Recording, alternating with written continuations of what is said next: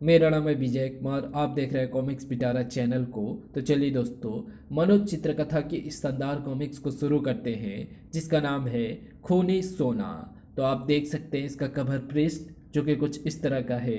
तो चलिए इसकी शानदार कॉमिक्स को हम शुरू करते हैं। मॉरिशस की राजधानी पोर्ट लुइस से 30 किलोमीटर दूर जंगलों और पहाड़ियों से घिरे एक कारखाने में खान से निकला कच्चा सोना साफ किया जाता था।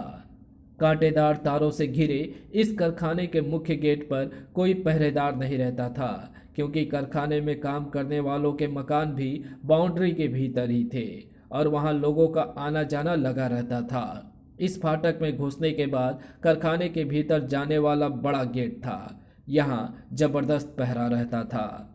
कारखाने की इमारत के बिल्कुल सामने ऊंचा वाच टावर बना हुआ था, जिस पर 3 स्टेन गनधारी पहरेदार दिन रात पहरा देते थे। खान से निकला हुआ कच्चा सोना कारखाने में साफ करने के लिए लाया जाता था। कारखाने के भीतर भट्टी में सोने को पिघलाकर साफ किया जाता था। साफ हुए सोने को ईंटों की शक्ल दे दी जाती थी और फिर उसे मार्केट में भेजने के लिए पेटियों में भर दिया जाता था। इसी तरह रोज वहां सोना आता जाता रहता था। कारखाने के मालिक और अधिकारी अपने सुरक्षा प्रबंधों से संतुष्ट थे, लेकिन पैट्रिक नाम का एक अपराधी ये सारे सुरक्षा प्रबंध तोड़कर कारखाने से सोना उड़ाने की फिराक में था। सोना उतारा जा रहा है। पैट्रिक पिछले 1 मास से कारखाने की गतिविधियों पर नजर रखे हुए था। एक बार में ही लाखों का सोना उड़ाया जा सकता है, मगर जबरदस्त प्लानिंग करनी होगी। पहाड़ी के दामन में पैट्रिक ने लकड़ी की कॉटेज बनाई थी, जिसमें वो शिकारी की हैसियत से रहता था। वैसे शहर में भी उसके पास एक मकान था। पैट्रिक के मस्तिष्क ने एक योजना तैयार कर ली थी। डाका डालने के लिए मुझे कम से कम 6 और साथियों की ज़रूरत पड़ेगी, और इसके साथ ही कारखाने में काम करने वाले किसी कर्मचारी को भी अपने साथ मिलाना होगा। कल ही से मैं साथियों की तलाश में जुट जाता हूँ। मॉरिशस में विभिन्न देशों के नागरिक बसे हुए हैं और उनमें छटे हुए बदमाश भी हैं। बस मुझे सही व्यक्ति का चयन करना है। अगले दिन शाम को पैट्रिक शहर के एक बदनाम क्लब में प्रविष्ट हुआ। इस क्लब में बड़े बड़े महारथी आते हैं। पैट्रिक एक खाली टेबल की ओर बढ़ रहा था कि उसकी नज़र 2 आदमियों पर पड़ी। दोनों में से एक भी किसी का पंजा नहीं गिरा पा रहा था। मुझे ऐसे ही ताकतवर लोगों की ज़रूरत है। इंसान को अपनी ताकत इस तरह बर्बाद नहीं करनी चाहिए। दोस्तों, कौन हो तुम?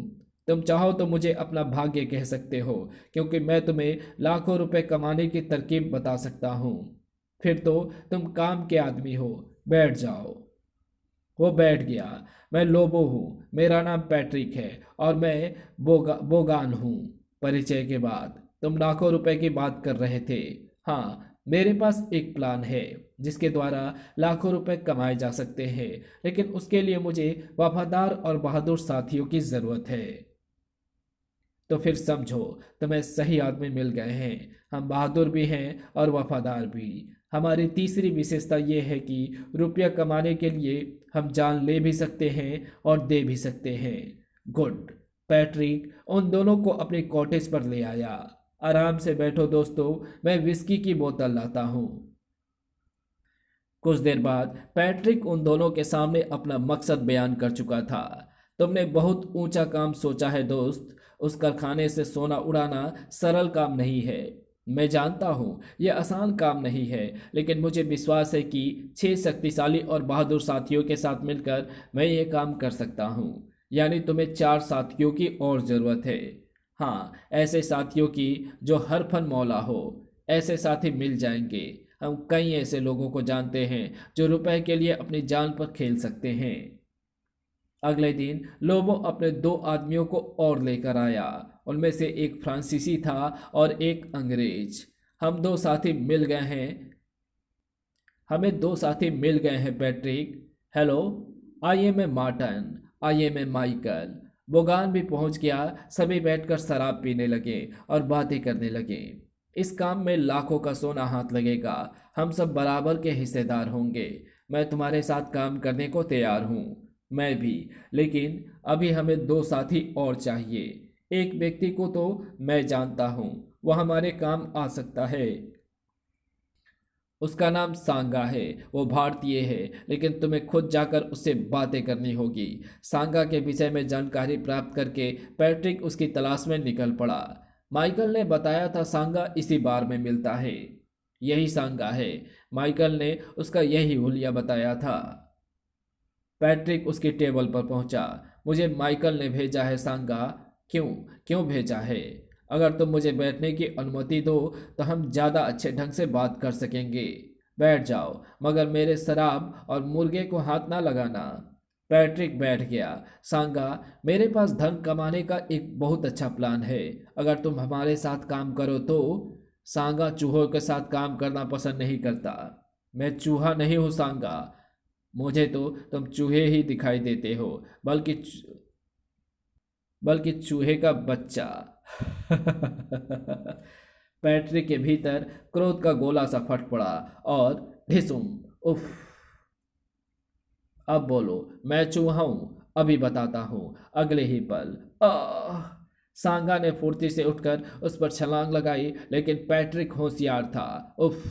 फिर पैट्रिक स्प्रिंग लगे खिलौने की तरफ उछला और धड़ाक। आई! सांगा, ये चूहा एक झटके से तुम्हारी पसलियों में बिल बना सकता है। नहीं, मैं तुमसे दोस्ती करने के लिए तैयार हूं। पैट्रिक उसकी छाती पर से हट गया। उल्लू के पट्टे, जाओ अपना काम करो, ये दोस्तों की लड़ाई है। सब डर कर अपनी अपनी जगह पर जाकर बैठ गए। बैठो दोस्त, मैं सिर्फ ये देखना चाहता था कि सांगा को साथी बनाने वाला खुद कितना पानी में है। तुम तो बहुत अच्छे खिलाड़ी हो। थैंक यू सांगा। अगर तुम मेरे साथी बनने को तैयार हो तो इसी वक्त मेरे साथ चलो। अब पैट्रिक को 5 साथी मिल चुके थे। दोस्तों, मैंने अपने प्लान में जरा सा परिवर्तन कर दिया है। अब मुझे छठे साथी की जरूरत नहीं है। तुम 5 ही काफी हो। तो फिर कल ही सोना लूट लेते हैं। नहीं सांगा, इस काम को बच्चे का खेल मत समझो। अभी हमें बहुत सी तैयारियां करनी है। तुम सबके पास पिस्तौल तो होगी ही। हाँ, मेरे पास स्टैंड गने भी हैं। कितनी चाहिए तुम्हें? 2-3 से काम चल जाएगा, लेकिन अभी उनकी ज़रूरत नहीं है। मैं चाहता हूँ कि पहले तुम लोग दूर से उस कारखाने के सुरक्षा प्रबंध देख लो। अगले दिन वो सब पहाड़ी पर से दूरबीन द्वारा कारखाने को देखते थे। दिन भर कारखाने पर नजर रखने के बाद वो पांचों काफी निराश हुए। ये काम बहुत मुश्किल है पैट्रिक, वहाँ जबरदस्त पहरा है। अगर वहाँ पहरा ना होता तो बच्चा भी वहाँ से सोना चुरा सकता था। हम लोगों को वो पहरा ही तो तोड़ना है दोस्त। मगर कैसे? एक दो पहरेदार तो नहीं हैं, और वाच टावर पर भी 3 गार्ड्स हैं जो ऊपर से गोलियां बरसाकर हमारे शरीर छलनी कर सकते हैं। हम उन गार्ड्स को गोली चलाने का मौका ही नहीं देंगे। अब मुझे तुम्हारी बुद्धि पर संदेह होने लगा है दोस्त। तुम गार्ड्स को गोली चलाने से कैसे रोक सकोगे? मेरे मस्तिष्क में जो योजना है वो मैं अभी तुम लोगों को नहीं बता सकता। उस योजना पर अमल करने से पहले तुम कारखाने के एक कर्मचारी को अपने वश में करना है। कर्मचारी को वश में कैसे करेंगे? और क्या तुम वहाँ के किसी कर्मचारी को जानते हो? हाँ, मॉरिस नाम का एक कर्मचारी है। वो पैकिंग डिपार्टमेंट में है, जहाँ साफ सोने को पेटियों में भरा जाता है। मॉरिस हमारा साथ देने को तैयार है? नहीं, अभी तो मैं उससे मिला भी नहीं हूँ, लेकिन मैं पिछले 1 मास से उसकी निगरानी कर रहा हूँ। वो शहर में रहता है। लेकिन तुम तो कह रहे थे कि कारखाने के सभी कर्मचारी अहाते के भीतर बनी कॉलोनी में रहते हैं। सब नहीं, जिनके शहर में अपने घर हैं वो सब ड्यूटी पर आते हैं और शाम को वापस चले जाते हैं। मॉरिस भी उन्हीं में है। उसकी पत्नी मर चुकी है और वो अपने 12 वर्षीय बेटे के साथ एक फ्लैट में रहता है। फिर तो हम मॉरिस को अपने वश में कर सकते हैं। कैसे? हम उसके बेटे का अपहरण कर लेते हैं। उसके बाद वो हमारी हर एक बात मानने को विवश हो जाएगा। गुड, बिल्कुल यही प्लान मेरे मस्तिष्क में भी था। हम मॉरिस के बेटे का अपहरण करके ही अपने मिशन में कामयाब हो सकते हैं। कहकर उसने दूरबीन आंखों से लगाकर कारखाने की ओर देखा। ठीक 5 बजे मॉरिस छुट्टी करके कारखाने से निकलता है। अभी उसके आने में 5 मिनट शेष है। हम भी उसके दर्शन करना चाहेंगे। ठीक 5 बजे मॉरिस कारखाने के गेट से बाहर निकला। अब मुझे आज मुझे अपने बेटे रोमी के लिए क्रिकेट बैट खरीद कर ले जाना है। वो आ गया, लो देखो, पहले मुझे दो। सबने बारी बारी से दूरबीन लेकर मॉरिस को देखा। सीधा साधा आदमी लगता है, हमारे जाल में फंस जाएगा। तो चलो कॉटेज पर चलकर आगे का प्रोग्राम बनाते हैं। कॉटेज में रोज रात को 8 बजे मॉरिस अपने बेटे के साथ टहलने निकलता है। दोनों समुद्र तट पर 9 बजे तक घूमते हैं। तो आज रात ही उसके बेटे को उठा लेते हैं। ठीक है, लेकिन हम उन दोनों को ही उठा कर लाएंगे। अपना मकसद बताकर मॉरिस को छोड़ दिया जाएगा और लड़के को तब तक कैद में रखा जाएगा जब तक कि उसका बाप हमारा काम नहीं कर देता। ये निर्णय लेने के बाद वो सब पीने पीने पिलाने में व्यस्त हो गए। मॉरिस अपने बेटे रोमी को बहुत प्यार करता था। बेटे के सिवाय उसका उसका दुनिया में और कोई नहीं था। रोमी, मैं तुम्हारा बैट ले आया हूँ। यू आर ग्रेट पापा। बैट पाकर रोमी खुशी से झूम उठा। आप बहुत अच्छे हैं पापा, मेरा बहुत ख्याल रखते हैं। तुम्हारा ख्याल नहीं करूँगा तो किसका करूँगा बेटे। मैं तो बस तुम्हें खुश देखना चाहता हूँ। तुम्हारी खुशी के लिए मैं बड़ी से बड़ी कुर्बानी दे सकता हूँ। थैंक यू पापा। चलिए अब खाना खाते हैं, मुझे भूख लगी है। भूख तो मुझे भी लगी है, चलो। खाने के बाद दोनों बाप बेटे समुद्र तट पर टहलने गए। कल स्कूल में मेरा मैच है पापा। आपके लाए हुए बैट से मैं पूरे 100 रन बनाऊंगा। मुझे बहुत खुशी होगी बेटे। पैट्रिक और उसके साथी एक मेराडोर गाड़ी में तट पर मौजूद थे। वो आ रहा है। सुनो भाई, तुम्हारे पास माचिस होगी? हाँ है, लो। और तुम ये देखो, ये क्या है? पापा चुप रहो वरना दोनों को गोली मार दूंगा। तभी वैन से बोगान आदि उतरे। छोड़, गड़प। आई। माइकल और मार्टन ने दोनों की नाक पर बेहोशी की दवाई में भीगे हुए रुमाल रख दिए। जल्दी निकल चलो यहाँ से। दोनों का अपहरण करके उन्हें सांगा के फ्लैट पर लाया गया और दोनों कुर्सियों पर बंधे हुए थे। मॉरिस को होश में लाओ शीघ्र ही। मैं कहाँ हूँ? तुम बहुत अच्छी जगह हो दोस्त। हम तुमसे कुछ ज़रूरी बातें करना चाहते हैं। कौन हो तुम लोग? ओह मेरा बेटा, इसे क्यों बांधा है तुमने? ज़्यादा सवाल मत करो दोस्त, हमारी बात ध्यानपूर्वक सुनो। मैं कुछ सुनना नहीं चाहता। मेरे बेटे को फौरन खोलो। बोगान, इसके बेटे की एक उंगली काटकर इसके हथेली पर रख दो। बोगान चाकू लेकर आगे बढ़ा। नहीं, क्या चाहते हो तुम? ठहरो बोगान, ये रास्ते पर आ गया है। पैट्रिक उसकी ओर झुका। हम तुम्हारे कारखाने के बारे में कुछ जानकारी चाहते हैं मॉरिस। अगर तुम्हें अपने बेटे का जीवन प्यारा है तो हमारे साथ सहयोग करो। क्या जानकारी चाहिए तुम्हें? पैट्रिक ने जेब से एक कागज़ निकालकर उसकी आंखों के सामने रखा। इस पर कुछ सवाल लिखे हैं, हमें उनका जवाब चाहिए और कारखाने के भीतरी इमारत का नक्शा भी चाहिए। क्या तुम लोग डाकू हो? सवाल पूछने को मना किया है ना? तड़क। तुम इस तरह मुझे मजबूर नहीं कर सकते हो। मैं कुछ नहीं बताऊंगा। बोगान, इसके पिल्ले की गर्दन काट डालो। नहीं, खुदा के लिए मेरे बच्चे को कुछ ना कहो। तुम्हें सीधी तरह हमारे सवालों का जवाब देना होगा मॉरिस, वरना हम तुम्हारे बेटे के टुकड़े कर डालेंगे। इसे सिर्फ धमकी ना समझना। कहो तो अभी नमूना दिखाएं। नहीं नहीं, मैं तुम्हारी हर बात मानने के लिए तैयार हूँ। तो फिर इस कागज पर जो कुछ लिखा है उसकी जानकारी हमें कल तक चाहिए और कारखाने का नक्शा भी। ठीक है, तुम हम दोनों को छोड़ दो। मैं कल तक तुम्हें सारी जानकारी ला दूंगा। हम सिर्फ तुम्हें छोड़ रहे हैं। तुम्हारा बेटा हमारे पास रहेगा। याद रहे, हमसे कोई चालाकी ना करना। अगर तुम पुलिस के पास गए या गलत जानकारी लाकर हमें बहकाना चाहा तो तुम्हारे बेटे को ऐसी मौत मारा जाएगा कि। मेरे बेटे के लिए ऐसी बात ना करो। तुम जो चाहते हो मैं करूँगा, लेकिन वादा करो कि तुम मेरे रोमी को कोई नुकसान नहीं पहुंचाओगे। जब तक तुम सीधे चलते रहोगे बच्चे को कोई नुकसान नहीं पहुंचेगा। ये हमारा वादा है। फिर मॉरिस के बंधन खोल दिए गए।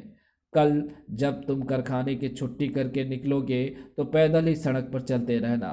हम में से कोई एक खुद तुम्हें लेने वहां पहुंच जाएगा। ठीक है, मैं एक बार अपने बेटे को प्यार कर सकता हूँ। मॉरिस काफ़ी देर तक रोमी का मुंह चूमता रहा और जब बोगान उसे लेकर बाहर गया तो उसकी आंखों में आंसू थे। बोगान मॉरिस को छोड़ने और चोरी की मेटाडोर को ठिकाने लगाने चला गया था। बच्चे को हम यही यहाँ नहीं रखेंगे। हो सकता है मॉरिस ने इस स्थान का नक्शा दिमाग में बिठा लिया हो, तो इसे मेरे मकान पर पहुंचा दो। वो सुरक्षित स्थान है। रोमी को पैट्रिक के मकान पर ले जाकर तहखाने में बंद कर दिया गया। अगले दिन 5 बजे सब पहाड़ी पर मौजूद थे। 5 बज गए। मॉरिस बाहर आता ही होगा।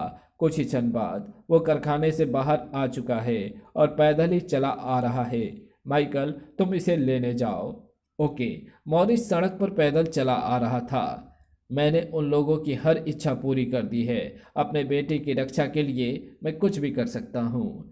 तभी एक गाड़ी उसके निकट आकर रुकी। आओ मॉरिस। मॉरिस को बिठाने के बाद माइकल ने गाड़ी तीव्र गति से भगा दी। रुमाल निकालकर अपनी आंखों पर बांध लो ताकि तुम ये ना देख सको कि तुम कहाँ जा रहे हो। याद रहे, तुम्हारी जरा सी चालाकी तुम्हारे बेटे की मौत का कारण बन जाएगी।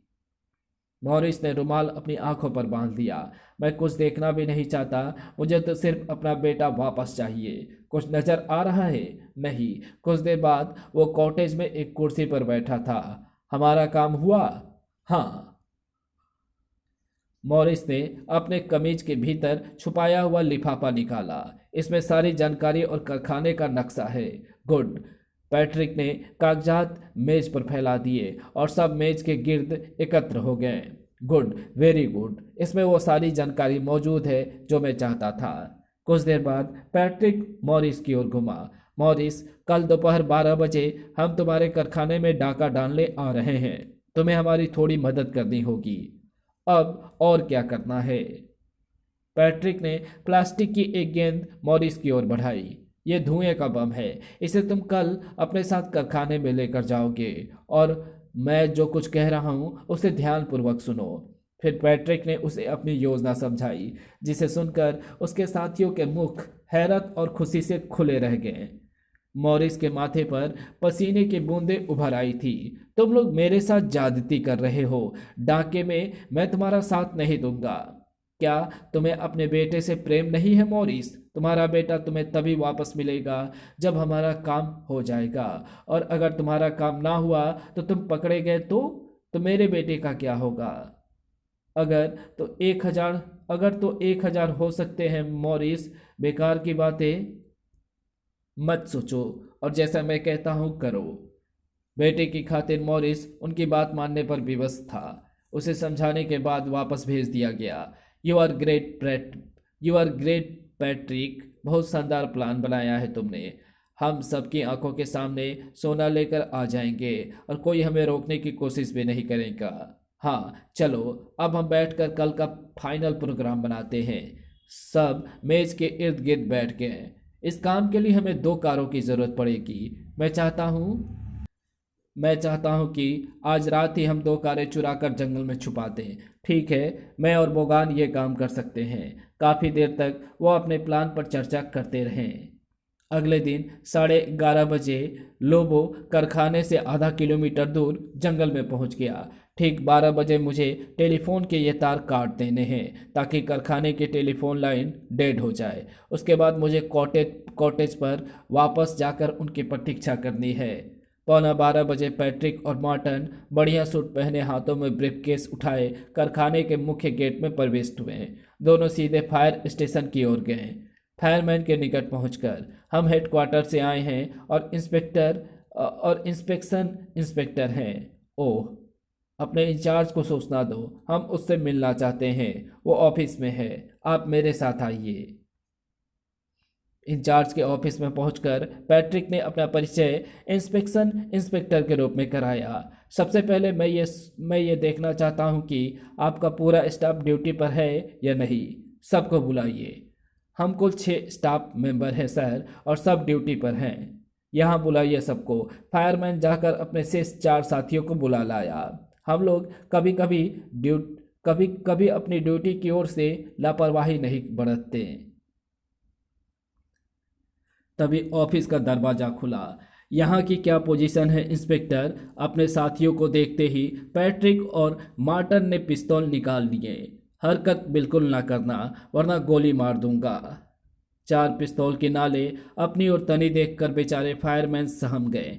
हम तुम्हें कोई नुकसान नहीं पहुंचाएंगे, बस कुछ देर के लिए तुम्हें कैद करना चाहते हैं। बांध दो इन सबको। ब्रीफकेस में रस्सी और टेप वगैरह वो साथ लाए थे।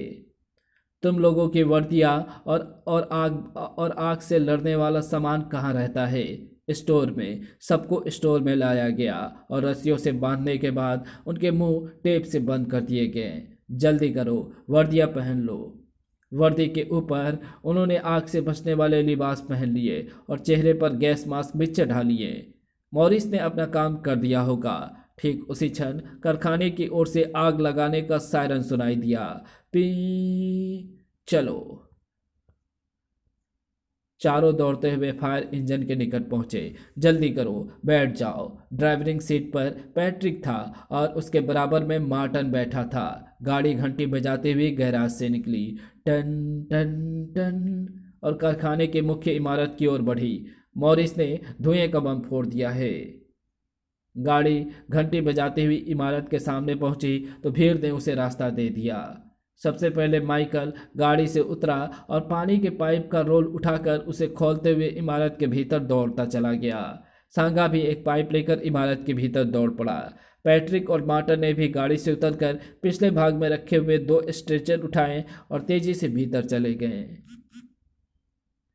कॉरिडोर में पहुंचकर चारों रुक गए। मॉरिस भीतर ही होगा। तभी मॉरिस दिखाई दिया। मॉरिस। पूरी इमारत खाली हो चुकी है, सब बाहर भाग गए हैं। हमें तुरंत स्ट्रांग रूम में ले चलो। स्ट्रांग रूम में सोने की पेटियां भरी हुई थी। जल्दी करो, 4-4 पेटियां स्ट्रेचर पर रखो। 4-4 पेटियां दोनों स्ट्रेचरों पर रखी गई। स्ट्रेचर के साथ लगी हुई चादर से इन्हें इस प्रकार ढांप दो जैसे कोई इंसान लेटा हो। बाहर पुलिस तो नहीं पहुंच चुकी होगी? पुलिस नहीं आ सकती। लोगों ने टेलीफोन के तार काट दिए होंगे और यही समझा जा रहा होगा कि आग के कारण लाइनें जल गई होए। चारों ने मिलकर स्ट्रेचर उठा लिए और कॉरिडोर में आ गए। दौड़ते हुए वो बाहर आए। आग पर काबू पा लिया गया है, लेकिन 2 लोग बुरी तरह जल गए हैं। रास्ता दो, इन्हें तुरंत अस्पताल ले जाना है। स्ट्रेचर गाड़ी के पिछले भाग में बने प्लेटफॉर्मों पर रख दिए गए। आग की घबराहट में किसी गार्ड्स या अन्य व्यक्ति का विचार भी नहीं आया कि स्ट्रेचर पर सोना लदा हो सकता है और ये फायरमैन नकली है। माइकल और सांगा के साथ मॉरिस भी गाड़ी के पिछले भाग में सवार हो गया था। पैट्रिक ड्राइविंग सीट पर बैठ गया और मार्टिन ने उसके निकट बैठकर घंटी बजानी शुरू कर दी। टन टन। फायर इंजन तेजी के साथ कारखाने के गेट से बाहर निकलकर सड़क पर आया और शहर की ओर दौड़ पड़े। कुछ दूर आने के बाद मार्टिन ने घंटी बजानी बंद कर दी और पैट्रिक ने इंजन को जंगल में मोड़ दिया। जंगल के भीतर बोगान चोरी के 2 कारों के पास मौजूद था। जल्दी से ये कपड़े उतारो और सोने की पेटियां गाड़ियों में रखो। वर्दियों के नीचे वो सब अपने लिबास पहने हुए थे। 6 पेटियां उस गाड़ी में रखो और 2 पेटी इस गाड़ी में। ये गाड़ी मैं लेकर जा रहा हूँ। कहाँ जा रहे हो तुम? पहले मैं मॉरिस को लेकर उसके बेटे के पास जाऊंगा और रोमी को उसके हवाले करने के बाद अपने रास्ते चला जाऊंगा। ये सारी प्लानिंग मैंने की है, इसलिए 2 पेटियों पर मेरा हक है। शेष 6 पेटियां देकर तुम कॉटेज पर चले जाओ और आपस में बांटने के बाद तुरंत एक दूसरे से अलग हो जाओ। अब हमारा साथ साथ रहना खतरनाक है। ठीक है पैट्रिक, तुम 2 पेटी ले जा सकते हो। हम 5 आदमियों के लिए 6 पेटियां बहुत है। सभी ने पैट्रिक की बात मान ली। 2 पेटियां कार में रखने के बाद पैट्रिक ने मॉरिस को साथ बिठा लिया। ओके दोस्तों, goodbye goodbye goodbye. फिर पैट्रिक की गाड़ी जंगल से निकलकर शहर की ओर रवाना हो गई। उधर कॉटेज में लोबो अपने साथियों की प्रतीक्षा कर रहा था। अब तक तो उन लोगों को आ जाना चाहिए था। तभी कॉटेज की ओर एक गाड़ी आती नजर आई। आ गए? मुझे बहुत सावधानी से काम लेना होगा। पीछे हटकर उसने मेज पर रखी हुई स्टैंड गन उठाई। तभी बाहर गाड़ी रुकने की आवाज़ सुनाई दी। मैं अभी बाहर नहीं आऊँगा। आगे बढ़कर उसने फिर खिड़की से झांका। पैट्रिक इसके साथ नहीं है। तभी सांगा की नज़र खिड़की में खड़े लोबो पर पड़ी। ओए लोबो, बाहर आकर पेटी उतार। वहाँ क्यों खड़ा है? पैट्रिक कहाँ है? पैट्रिक अपना हिस्सा लेकर चला गया है और ये सारा माल हम पांचों का है। अब ये माल सिर्फ मेरा है। Rate rate rate. आ उफ। लोबो, गद्दार। मर गए साले। मैंने पहले ही फैसला कर लिया था कि माल हाथ आते ही सबको मार डालूंगा। वो साला पैट्रिक भाग्यशाली निकला। कुछ देर बाद वो कोटे से बाहर निकला और पेटियां उठाकर वापस कार में रखने लगा। अब यहाँ से जल्दी निकलना चाहिए। टूटी हुई पेटी का सोना समेटते हुए उसे किसी खतरे का एहसास भी नहीं है। लोबो, कमीने, धोखेबाज। सांगा के शरीर में थोड़ी जान बाकी थी, उसी का उसने इस्तेमाल कर डाला। धाएं। आह। गोली चलाने के बाद सांगा की आत्मा ने भी उसका शरीर का साथ छोड़ दिया।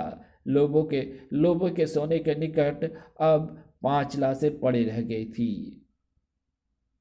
उधर पैट्रिक ने मॉरिस को उसका बेटा सौंप दिया था और अब उसकी गाड़ी हाईवे पर तेजी से दौड़ी जा रही थी। आज ही ये देश छोड़ना होगा, लेकिन भाग्य को कुछ और ही मंजूर था। एक मोड़ पर ओ गॉड, पैट्रिक ने बचने की कोशिश की लेकिन बच नहीं सका।